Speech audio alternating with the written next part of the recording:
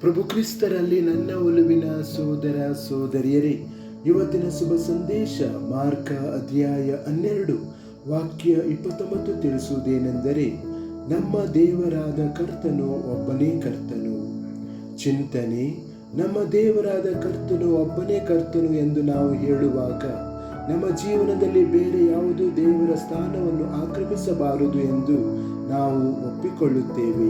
ಸಂಪತ್ತು, ಶಕ್ತಿ, ಯಶಸ್ಸು ಅಥವಾ ವೈಯಕ್ತಿಕ ಆಶೆಗಳು ದೇವರು ನಮ್ಮ ಜೀವನವನ್ನು ತನ್ನ ಮೇಲೆ ಕೇಂದ್ರಿತಗೊಳಿಸಲು ನಮ್ಮನ್ನು ಆಹ್ವಾನಿಸುತ್ತಾನೆ.